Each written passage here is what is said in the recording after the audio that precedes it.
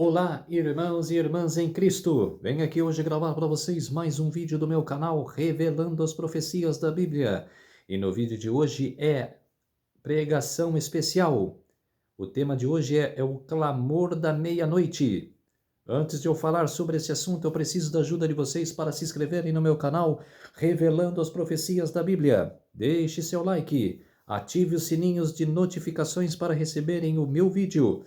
Compartilhe com o maior número de pessoas que vocês puderem o conteúdo do meu canal. Preciso da ajuda de vocês. Vamos orar para fortalecer cada vez mais a nossa fé. Querido Deus e Pai, muito obrigado por esse sábado do Senhor, o sábado bíblico, que começou ontem ao pôr do sol e que termina hoje ao pôr do sol. 24 horas de adoração e louvor. Por isso, meu Deus, fique comigo nesses minutos e segundos que o Senhor estará comigo. Faça-me de mim o seu servo, para apresentar essas verdades para todos os povos, nações e línguas. Tudo isso agradeço e peço em nome do meu Salvador Jesus Cristo. Amém. Vamos lá, povo de Deus. O tema, o clamor da meia-noite. O que é o clamor da meia-noite? São os que os mileritas passaram naquela noite, no dia 22 de outubro de 1844, que esperaram Jesus voltar e não voltou. Por quê? Compreendeu a profecia errada. O finalzinho ali, né? Toda a profecia eles acertaram, mas no interpretação de Daniel 8,14, que eles erraram, que fala, até 2.300 tardes e manhãs, o santuário será purificado. Eles entenderam que era o santuário terrestre, no tempo de Moisés, e que Jesus voltaria para... Desculpem. Para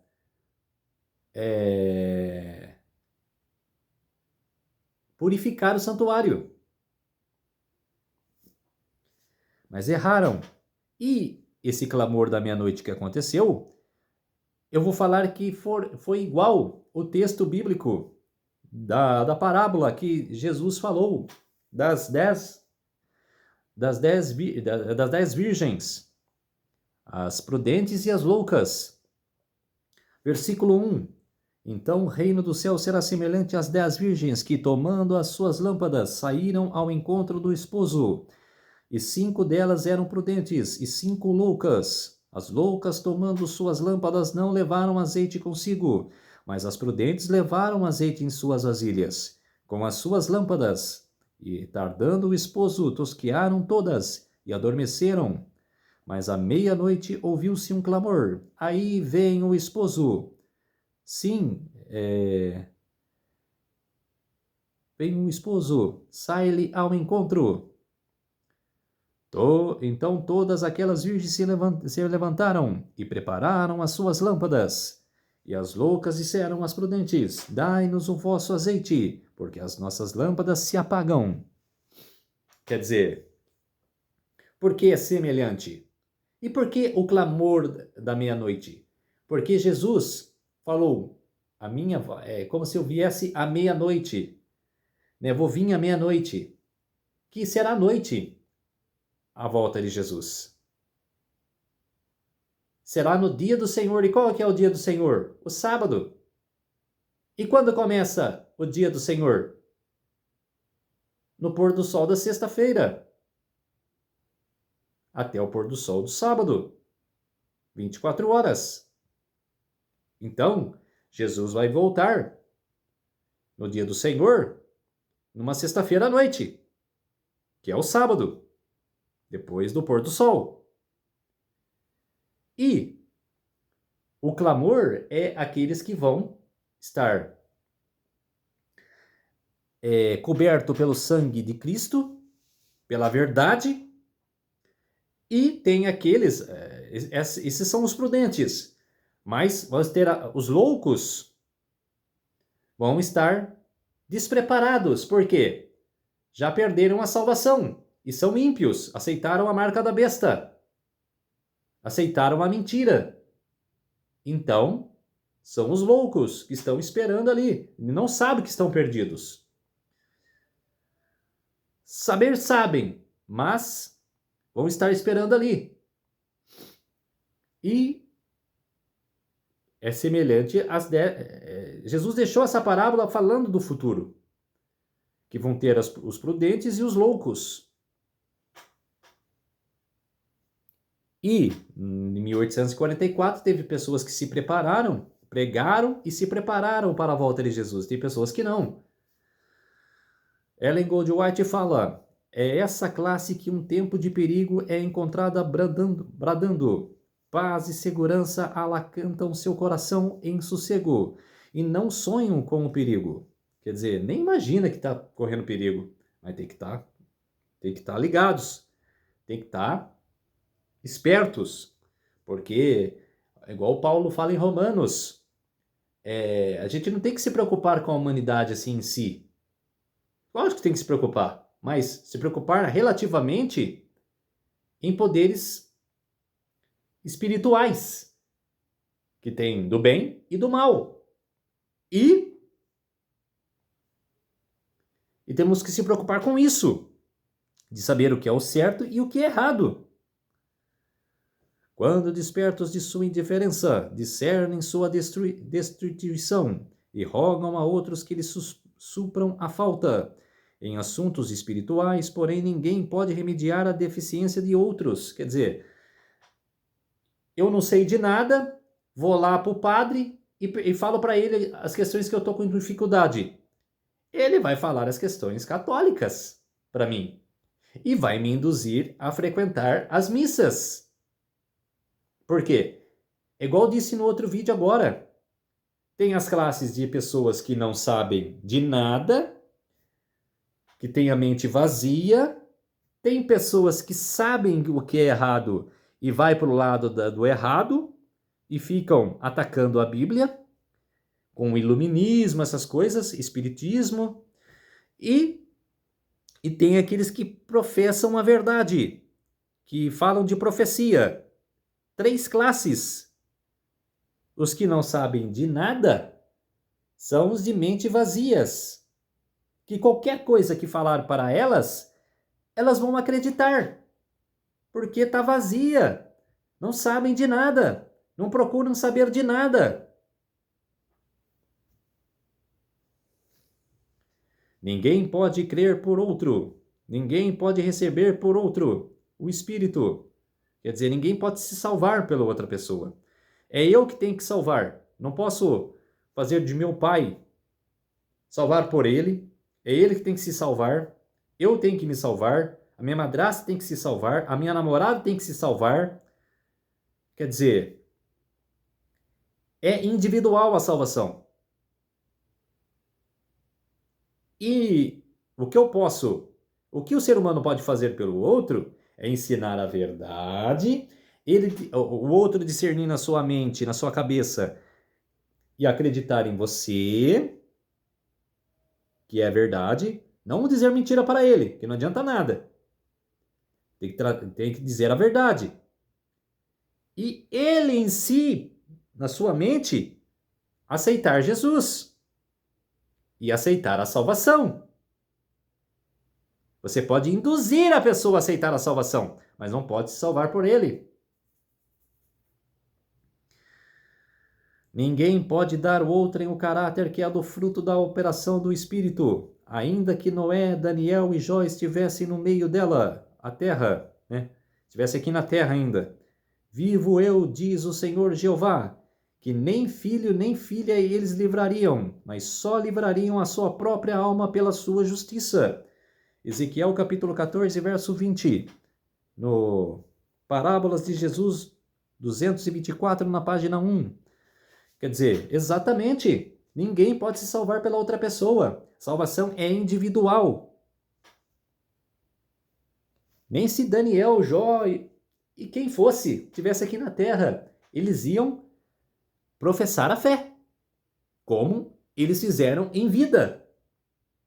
Mas não pode salvar ninguém por ele próprio, como se diz. Não tem o poder para isso. Ninguém tem poder para isso. É de levar a palavra para as pessoas.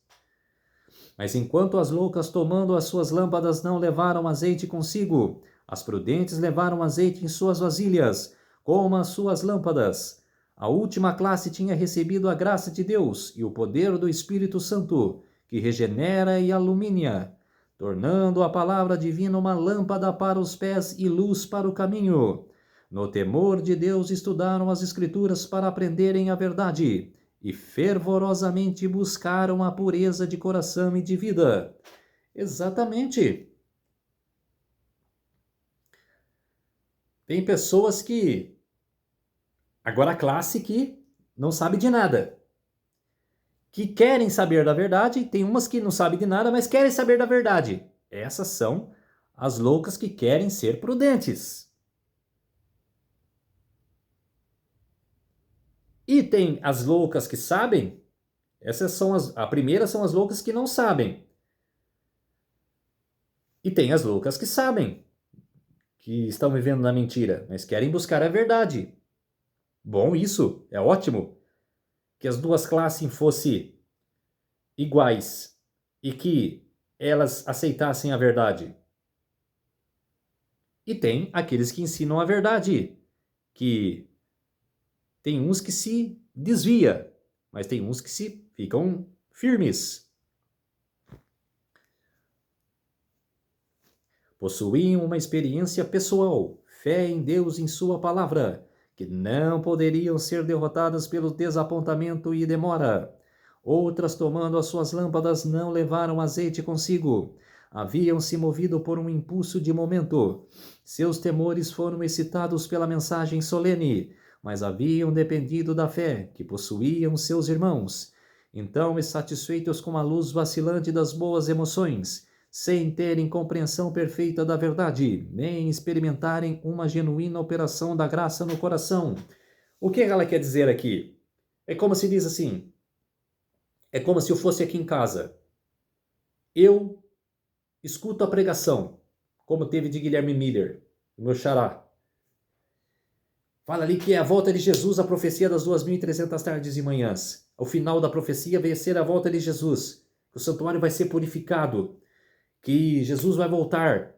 Aquela fervorosa oração, fervoroso culto, toda aquela hegemonia, toda aquela correria que teve no século XIX, que por 7 anos teve o culto. Josué Raimes, Guilherme Miller organizaram a pregação e daí várias pessoas também começaram a pregar a volta de Jesus.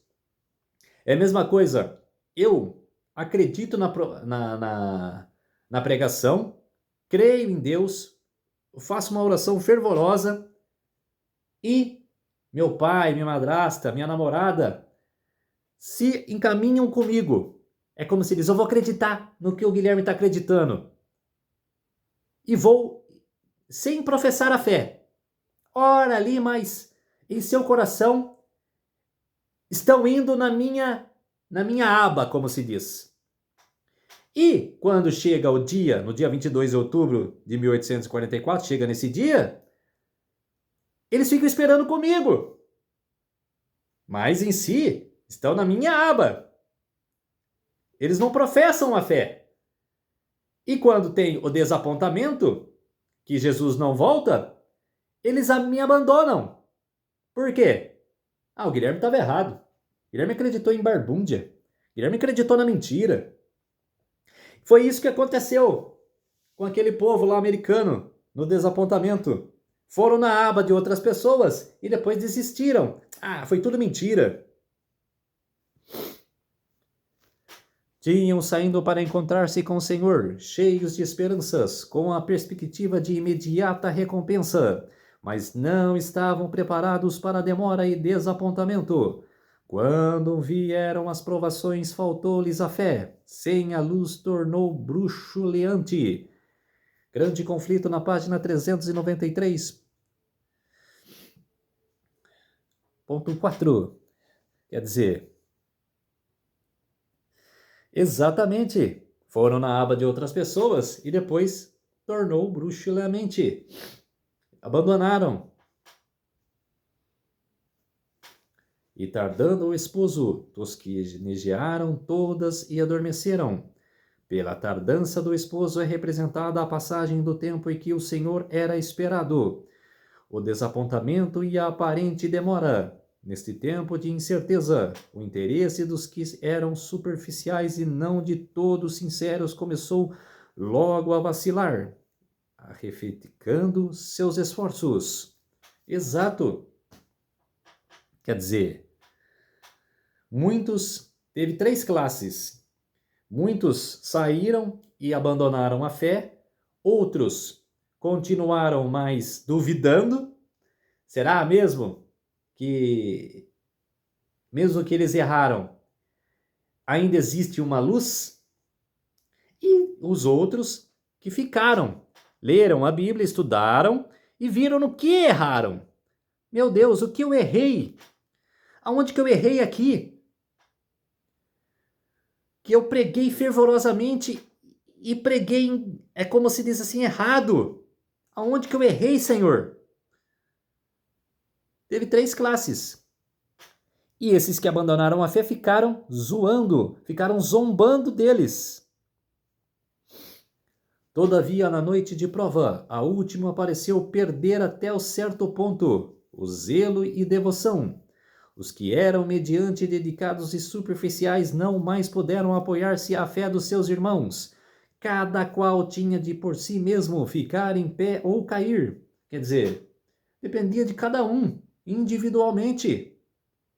Mas caíram na barbúndia, como se diz, caíram no mundão.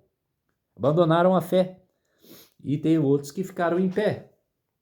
No livro Estudos em Educação Cristã, fala individualidade, originalidade e independência de pensamento e ação por parte dos estudantes são, enfim, destruídas pelo sistema papal de educação. As escolas, né? As escolas de hoje em dia, principalmente de hoje em dia, que está pior do que no meu tempo e de muitos que vão assistir esse vídeo, de pais e de mães hoje em dia, que estudaram ali no começo dos anos 90 e foi até ali no começo dos anos 2000. As escolas de hoje são piores do que a escola do passado, que ensinam mentiras. E tem escolas que são religiosas. É outra que ensina mentira também. É enganosa. E outros sistemas deles derivados, exatamente, são ligados. A escola papal e as filhas. É igual ao Apocalipse 18. A mãe e suas filhas são ligados à mentira. Os promotores desse sistema têm a intenção de destruir esses elementos vitais de caráter, a fim de tornar o indivíduo um servo subserviente, cego e obediente aos mandamentos dos homens, né, como se diz. Tradição. Se tornam tradição. O que a Igreja Católica faz? Clero, tradição, segundo lugar. Clero em primeiro lugar, tradição em segundo. E a Bíblia em terceiro lugar. Aí eu vou para Daniel capítulo 8 e 9, que Ezequiel, desculpe, que recebe a visão de Jesus, que Jesus aparece para ele, dá a visão a ele e leva para Jerusalém. Ele está no rio Quebar, em Babilônia, está cativo. E ele é levado até Jerusalém. E Jesus mostra para ele por que Judá foi, como se diz, recebeu o castigo. Por que Judá foi levado à Babilônia? Os habitantes de Judá foram levados à Babilônia para ser cativos. Porque estavam desobedientes. E chegou no templo de Salomão a visão, Ezequiel cavou a parede e foi para dentro do templo. E viram os sacerdotes, os líderes, que era do povo de Judá,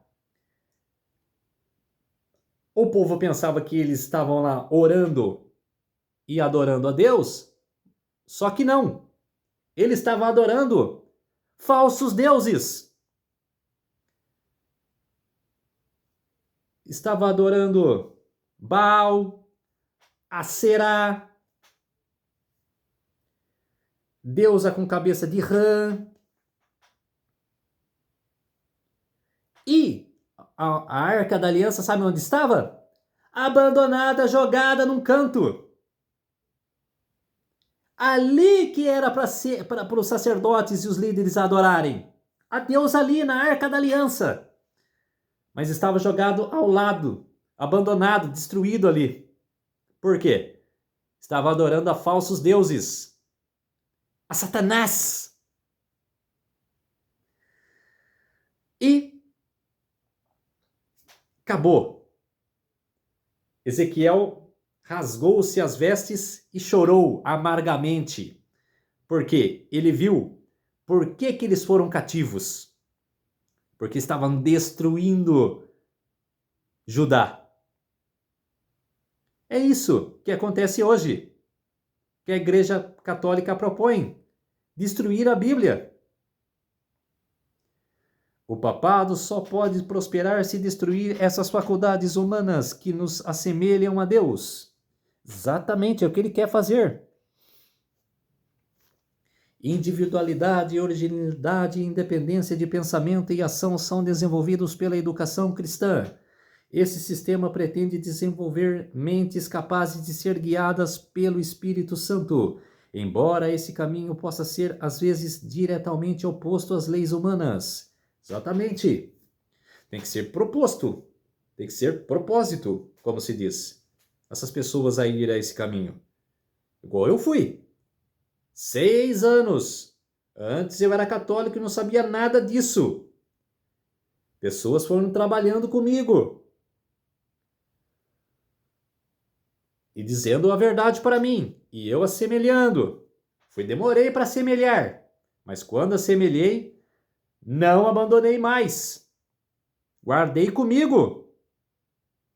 E estou passando para vocês, já há 4 anos que tenho aqui o meu canal, passando para vocês essas questões, esse caminho.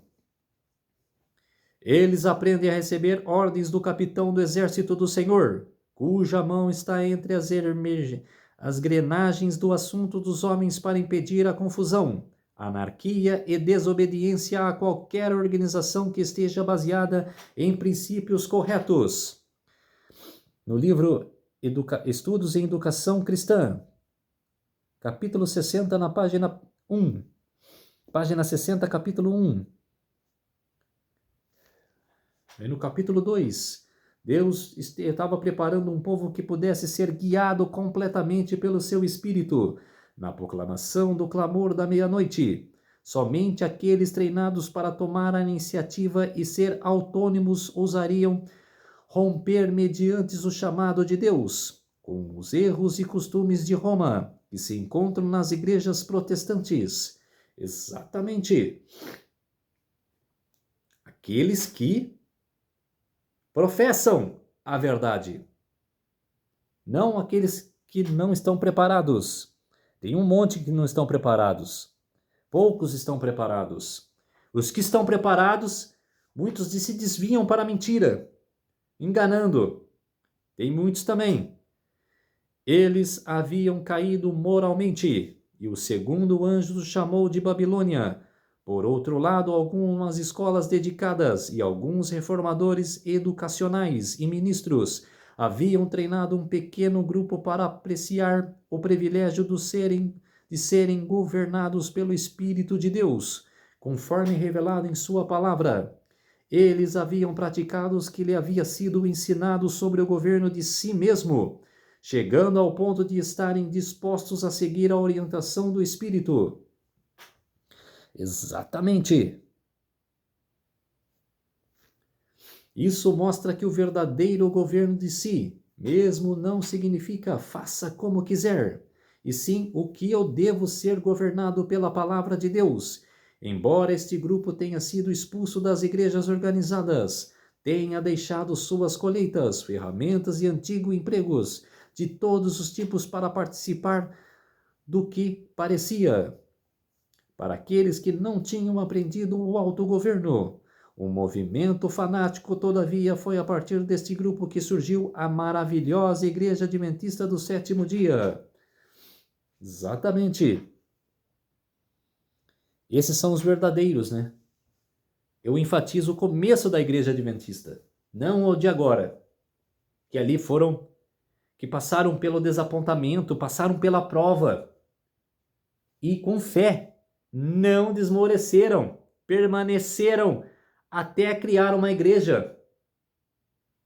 Até criar uma igreja que pudesse professar a palavra. Eu dou crédito a isso. Não o que é hoje a Igreja Adventista, que está defasada. Está acabada para mim. Abandonou completamente a profecia. E está no colo romanismo. Está ligado a coisas romanas.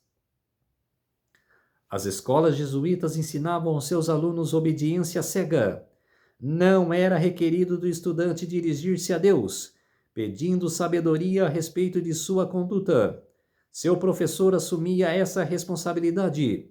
O autogoverno verdadeiro, que pode ser definido como colocar a conduta em harmonia com os princípios de Deus expressos em sua palavra, era absolutamente negligenciado.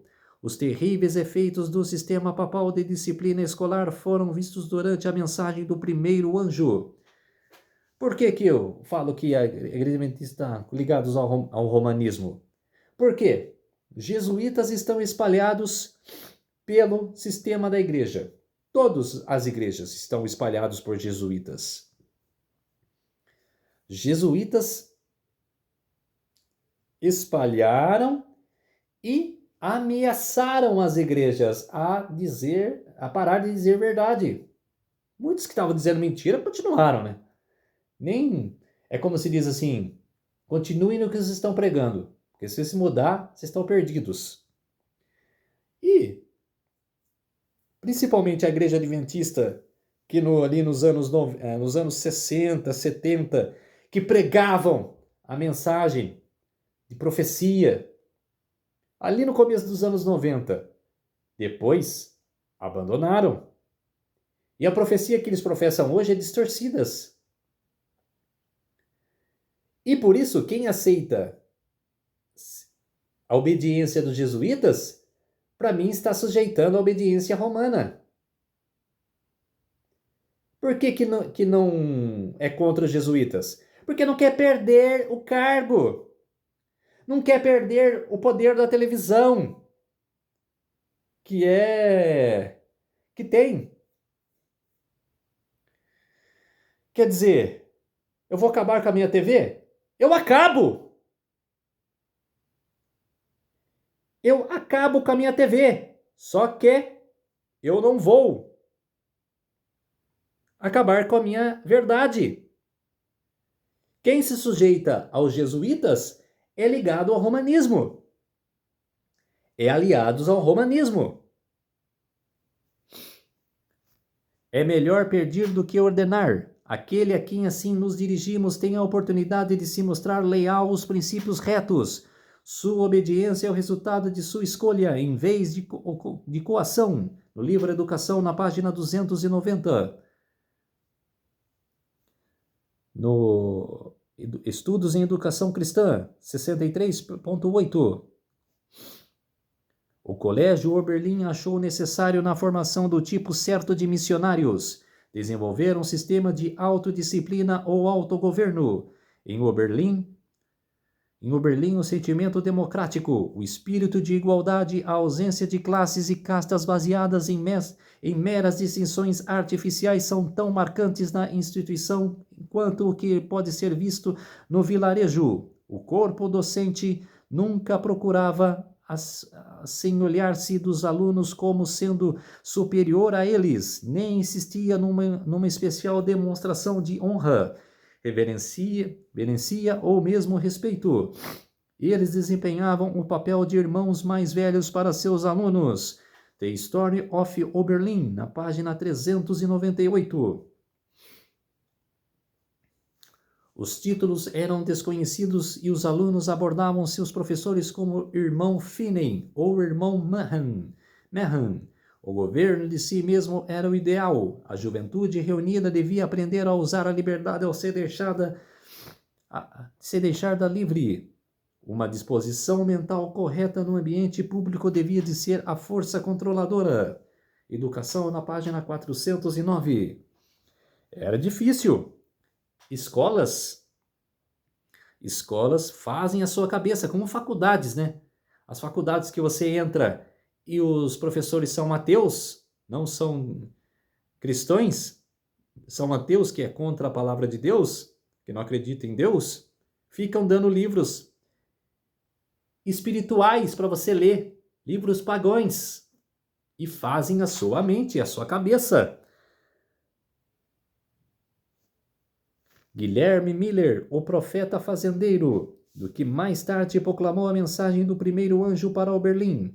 Na experiência do clamor da meia-noite foi vista a futilidade de depender de homens que não foram treinados para o governo de si mesmos. Cada adventista do sétimo dia está se aproximando de sua prova final, assim como ocorreu com as igrejas protestantes em 1844. Exatamente. A nossa prova virá como um alto clamor, a chuva seródia. Aqueles que não foram treinados no governo de si mesmos, aqueles que são incapazes de depender de seus próprios esforços, para o sustento que não estando fazendo da Bíblia sua base de estudos, e da filosofia a base de cada esforço educacional, todos os que outras palavras não entendem a verdadeira ciência da educação, não terão parte no reino de Deus ou no alto clamor. São aqueles que, a primeira classe que eu falei, que não sabem de nada, sabem de alguma coisa, mas assim, vou deixar de lado. Sabe nada, mas vou deixar de lado o que eu sei ali, que eu escutei. Não vou acreditar. Estou falando dessa classe. Os que são do erro, que quiserem ficar no erro, fiquem. Mas os que quiserem sair do erro e ir para a verdade, muito que bem. Feliz, fico feliz, que está procurando a verdade. Mas, infelizmente, muitos vão ficar no erro, porque querem acreditar no erro. O clamor da meia-noite foi proclamado por milhares de crentes, semelhante à vaga da maré. O movimento alastrou-se pelo país. Foi de cidade em cidade, de aldeia em aldeia, e para os lugares distantes no interior, até que o expectante povo de Deus ficou completamente desperto. Desapareceu o fanatismo ante essa proclamação, como a agenda matura perante o sol a erguer-se.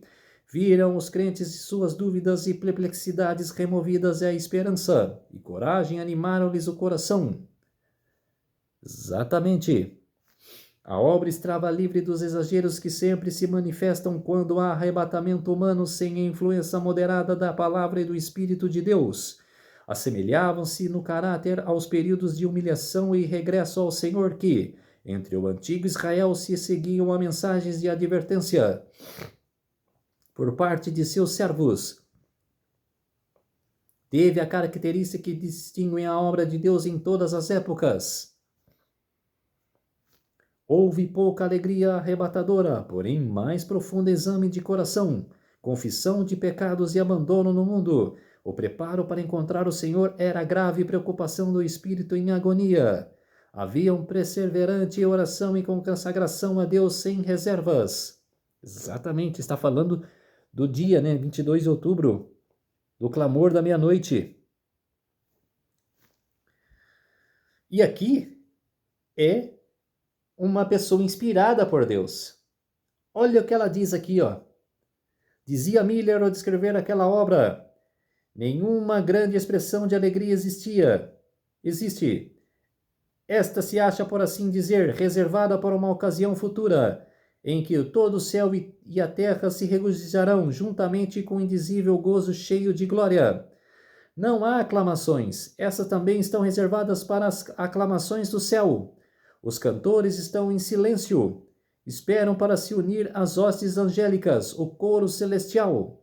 Não há divergências dos sentimentos, todos são de um mesmo coração e espírito. Grande conflito na página 401.